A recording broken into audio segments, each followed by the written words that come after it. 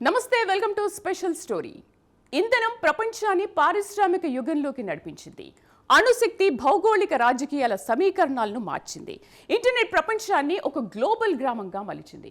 ఇప్పుడు అదే స్థాయిలో కానీ మరింత లోతుగా ప్రపంచ శక్తి సమీకరణాలను కృత్రిమ మేధస్సు పునర్వినిస్తుంది. ఇది కేవలం సాంకేతిక పరిజ్ఞానం కాదు, ఇది ఆర్థిక శక్తి, భద్రతా వ్యూహం, సామాజిక మార్పు, ఉద్యోగాల స్వరూపం. అన్నింటినీ ప్రభావితం చేసే మౌన విప్లవం. డేటా కొత్త చమురైతే ఆల్గారిథంలు కొత్త అణుశక్తి. ఈ నేపథ్యంలో ఏఐని ఏ దేశం ఎలా ఉపయోగించుకుంటుంది అన్న ప్రశ్నే భవిష్యత్ ఆధిపత్యాన్ని నిర్ణయించే ప్రమాణంగా మారుతోంది. ప్రపంచ వేదికపై యుఎస్, చైనా దేశాల మధ్య ఏఐ పోటీ ఒక కొత్త యుద్ధాన్ని తలపిస్తోంది. భారీ పెట్టుబడులు, సెమీ కండక్టర్ల సామర్థ్యం, డేటా సెంటర్ల నిర్మాణం, సైనిక వినియోగాలు ఇవన్నీ ఈ పోటీలో కీలక అంశాలు. మరోవైపు సింగపూర్ వంటి దేశాలు జీడీపీలో ఏఐలో భారీగా పెట్టుబడిగా పెట్టి వేగంగా ముందుకు సాగుతున్నాయి. ఈ గ్లోబల్ రేస్లో భారత్ స్థానం ఏంటి? కృత్రిమ మేధ యుగంలో భారత్ వెనుకబడిందా? అగ్రరాజ్యాల మధ్య జరుగుతున్న ఏఐ పోటీలో ప్రేక్షకుడిగా మిగిలిపోతుందా, లేక ఒక నిశ్శబ్ద శక్తిగా ముందంజలోకి వస్తోందా?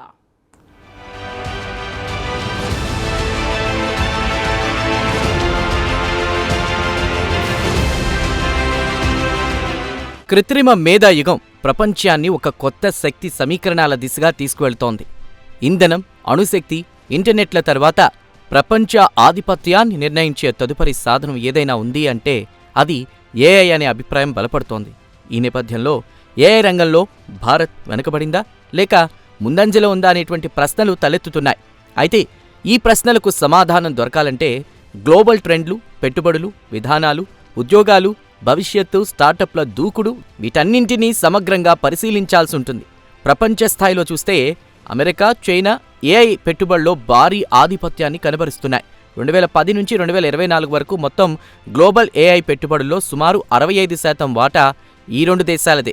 జీడీపీలో శాతంగా లెక్కిస్తే అమెరికా 3.4 నుంచి 5.1%, సింగపూర్ 3.1 నుంచి 4.6% వరకు ఏఐలో పెట్టుబడులు పెట్టగా భారత్ 1.2 నుంచి 1.8% పెట్టుబడులు పెట్టింది.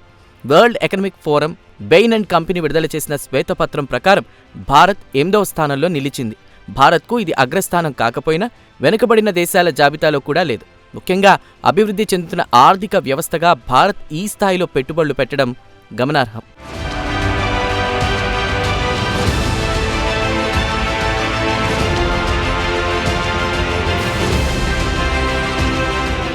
ఇక ఇప్పుడు ట్రెండ్లో ఉన్నటువంటి ఏఐ టూల్స్లో 90% అమెరికా కంపెనీలు తయారు చేసినవే.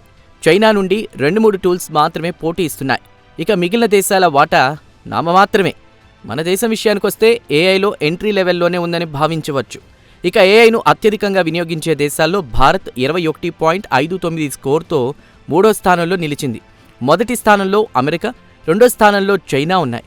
ఏఐ వినియోగంలో ప్రపంచ దేశాల జాబితాలో గతంలో ఇండియా 7వ స్థానంలో ఉండగా ఇప్పుడు 4 స్థానాలను మెరుగుపరుచుకుంది. అయితే వచ్చే 3 ఏళ్లలో 6.14 లక్షల కోట్లకు పైగా ఏఐ పెట్టుబడులు భారత్లో వాస్తవ రూపం దాల్చనున్నాయని అంచనా.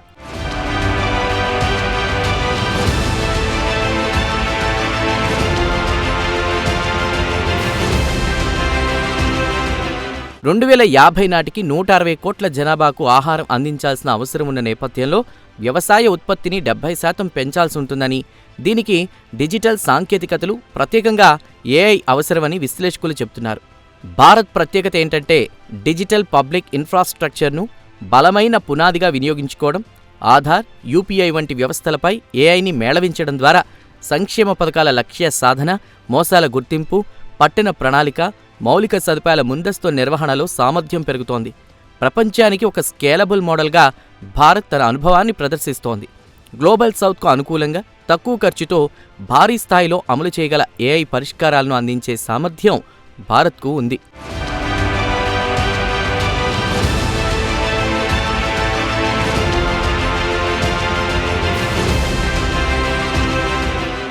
అయితే సవాళ్లు లేవని కాదు, ఖచ్చితంగా ఉన్నాయి.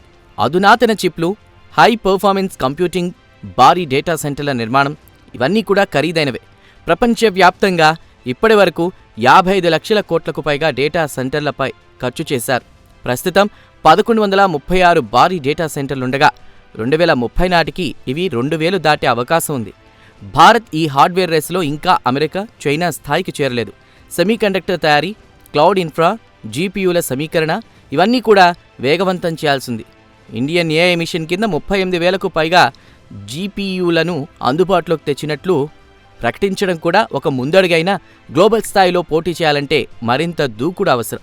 మరోవైపు స్టార్టప్ ఎకోసిస్టమ్ పరంగా భారత్ చురుకుదనం చూపిస్తోంది.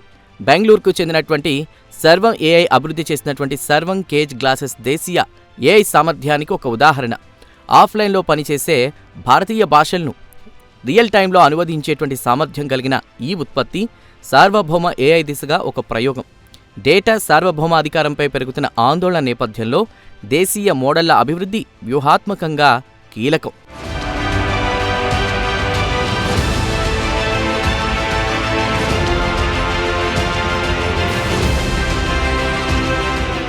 మరోవైపు భారత్లో ఏఐలో పెట్టుబడులు పెట్టేందుకు పలు కంపెనీలు సైతం ముందుకొస్తున్నాయి.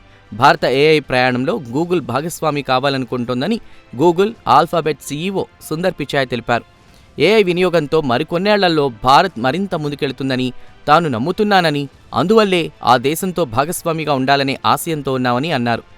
ఏఐ సమిట్పై కాలిఫోర్నియా నుంచి జాతీయ మీడియాతో వర్చువల్గా మాట్లాడుతూ సుందర్ పిచాయ్ ఈ వ్యాఖ్యలు చేశారు. భారత్లో ఈ మార్పు సాధ్యం కావడానికి అవసరమైన మౌలిక సదుపాయాలు, స్థిరమైన పెట్టుబడులు, డేటా సెంటర్ల ఏర్పాటు కోసం చర్యలు తీసుకుంటామన్నారు. అలాగే స్థానిక భాగస్వామ్యులతో కలిసి పరిశోధనలు నిర్వహించడం, దేశంలోని ప్రతిభావంతులైనటువంటి యువతకు దేశ విదేశాల్లో మెరుగైన ఉపాధి అవకాశాలు సృష్టించడం కోసం కృషి చేస్తామని తెలిపారు. భారత్లో క్లౌడ్ రీజియన్ను స్థాపించడానికి గూగుల్ రిలయన్స్ జియోతో కలిసి పనిచేస్తోందని పిచాయ్ పేర్కొన్నారు. ఇందులో భాగంగా రాజస్థాన్లో 150 మెగావాట్ల పునరుత్పాదక శక్తిని ఉత్పత్తి చేసే ప్రాజెక్టులను ఏర్పాటు చేస్తోందన్నారు. భారత వినియోగదారుల కోసం మౌలిక సదుపాయాలే కాకుండా ఏఐ ఆధారిత ఉత్పత్తులను అభివృద్ధి చేయడానికి గూగుల్ పనిచేస్తోందన్నారు.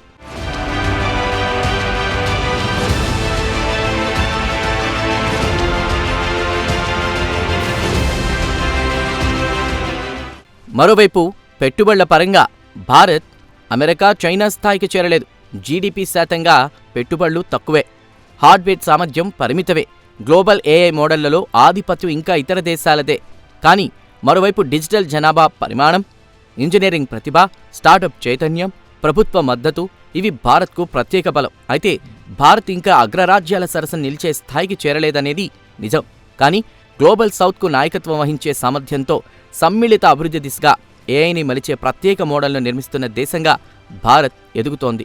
వేగం పెంచితే, హార్డ్వేర్, సాఫ్ట్వేర్ రెండింటిలోనూ పెట్టుబడులు పెంచితే, ప్రతిభను నిలబెట్టుకుంటే మాత్రం టాప్ 3 ఏఐ సూపర్ పవర్స్ లక్ష్యం కేవలం నిదానంగా మాత్రమే కాకుండా నిజంగా మారగలదు. అలాగే భారత ప్రధాని నరేంద్ర మోదీ ఆశించినట్లుగా భారత్ కేవలం ఏఐ వినియోగంలో టాప్ 3లో ఉండడం మాత్రమే కాకుండా ఏఐ సృష్టిలోనూ ప్రపంచవ్యాప్తంగా ఉన్నటువంటి టాప్ 3 ఏఐ అగ్రరాజ్యాల్లో ఒకటిగా నిలవగలదు.